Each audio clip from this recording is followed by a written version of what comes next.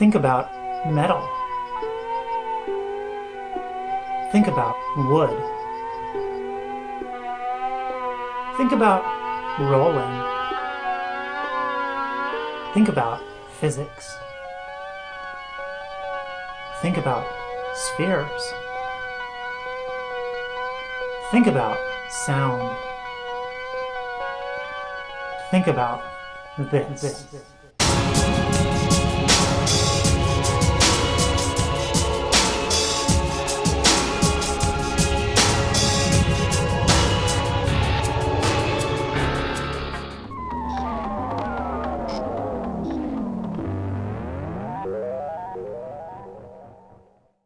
Yo, welcome to Emily Under Quarantine. I've been at home for 2 weeks. These are weird times. I got sick 2 weeks ago, and out of an abundance of caution, I decided to stay home from work. And then by the next week, they had shut my office down and told us all to work from home.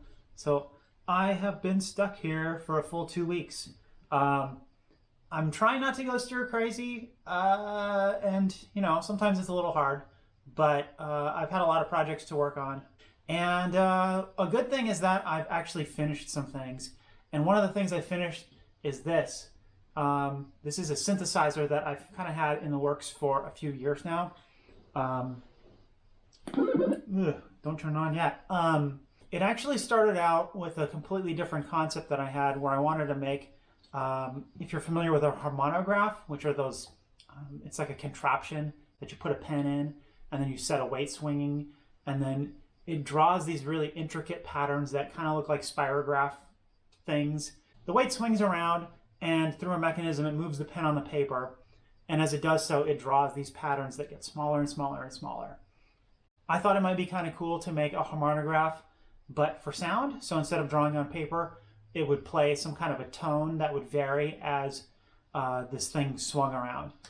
And then at SuperCon 2018, so SuperCon like a year and a half ago, I ended up getting a little, one of those little MEMS accelerometers, those little tiny, like you get them at Spark Fun or whatever, little XYZ accelerometer. Someone gave me one, and I had this idea.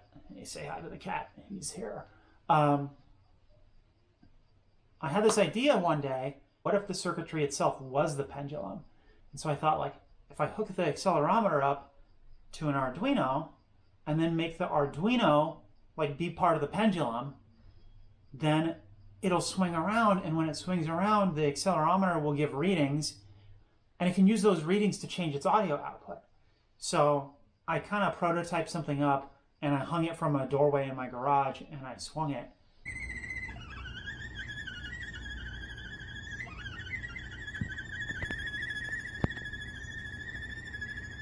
And it didn't fucking work.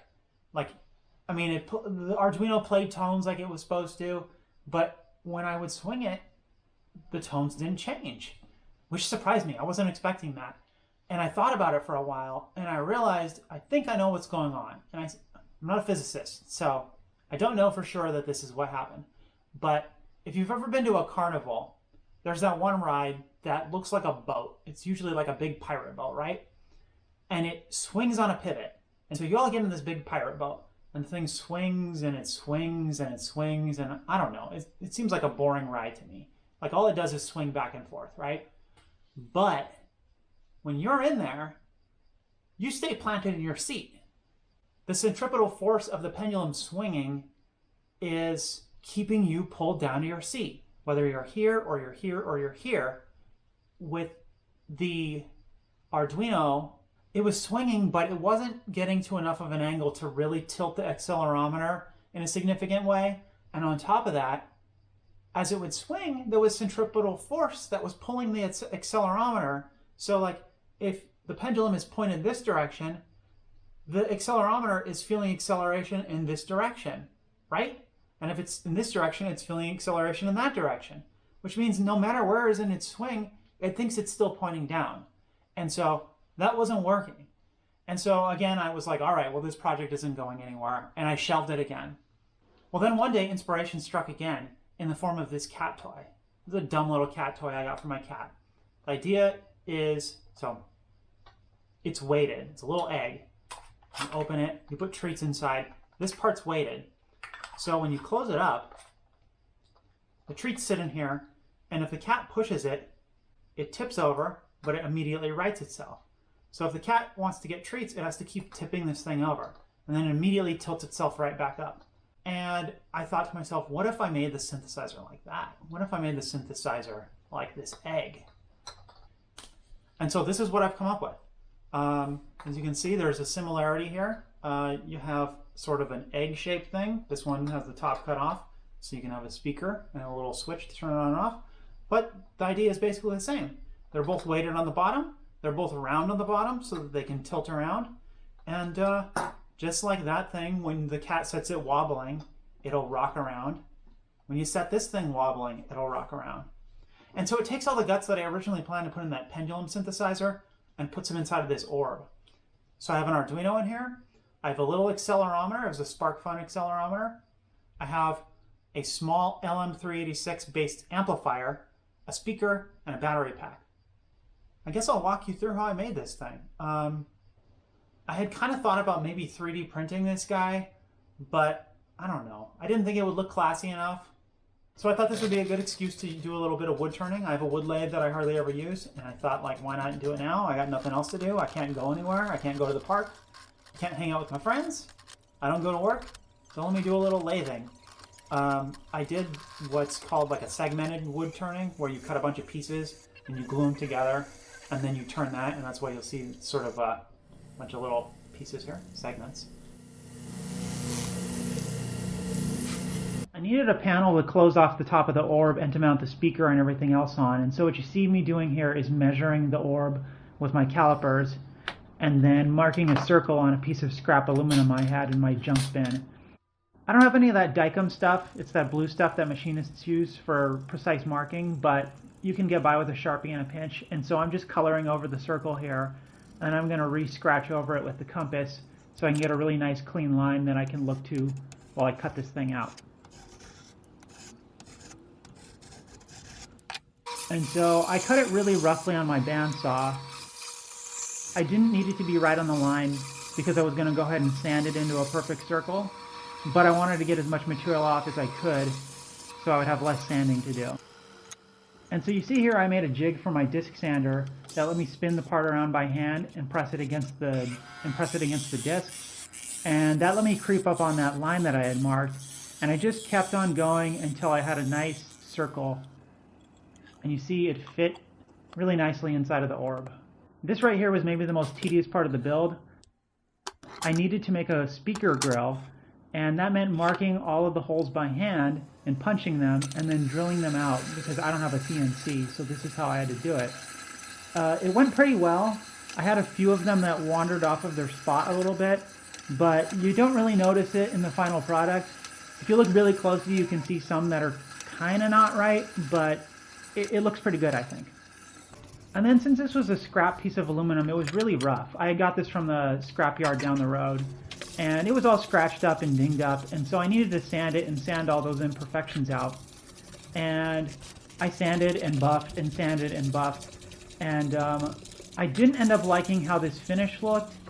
So what I did instead, and I didn't get any footage of this, but what I did instead was I hot glued the panel to a rubber furniture foot and then chucked it into my drill, and then I spun it up so it was spinning, and I pressed it against a piece of sandpaper I held by hand, and that let me give the panel like a circular swirl pattern instead of straight lines. Some time to work with.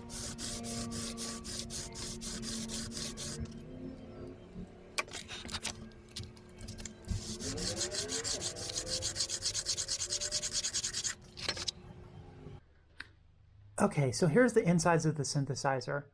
I didn't film myself building this because it was a lot of trial and error, but what you see here is that panel I made, and I epoxied a bracket on the back of it that let me mount a speaker, and then I designed and 3D printed these brackets here in black that hold both a battery pack. This is a AA battery pack that holds 8 AA's, so you can get 12 volts out of it, and it holds the board at the very bottom here, so it sits like this. It holds the board with the Arduino and the amplifier. And then right here I have that SparkFun accelerometer. And so you have power come out from the battery pack through this brown wire, and it goes to the on-off switch, and then it snakes around here to the board where it splits and it powers both the amplifier and the Arduino. And then this bundle of wires here, this is the power and the ground and the 3 analog outputs from the accelerometer. And they go into the Arduino here. The Arduino outputs an audio signal through this wire here. And that audio signal is generated by Mozzi, which I've talked about because I've used it in some of my other projects. It's a really neat audio synthesis library for Arduino, and it fakes complex sounding audio using pulse width modulation. And so that signal comes out here and goes into the amplifier, gets amplified, and then comes out here through these wires that go back up to the speaker. And so that's it. It drops into the wooden orb like this, and then it gets mounted with 4 screws that sit at the edges here. An important thing for the orb to work right is that it needs to be balanced, because you have to have the center of gravity in the right spot so that it rights itself, but also it needs to be able to tip over easily. And when I put it all together, it was too top heavy. And so if you tipped it over, it would just roll over onto its face and stay there. And so I needed to put a weight in the bottom. And a friend of mine had just happened to send me a bag of tungsten cubes. I don't remember why he had tungsten cubes, but he sent me a whole bunch of them. And tungsten is probably the densest metal that the average person can get easily. So it's even denser than lead. And so these made a really nice weight to put in the bottom. And so I just kept adding them until the thing seemed balanced well. And I glued them in with some E6000 because it's durable and it's flexible and it gives you some time to work with. So the idea is you can pick this thing up, you can tilt it, you can shake it, you can set it on a flat surface, set it spinning, you can tilt it over and let it rock itself around. And when it does that, it'll play different tones. And so I call this thing the tumble synth, or the singing orb. I don't know. I don't know what I'm going to call it. And yeah.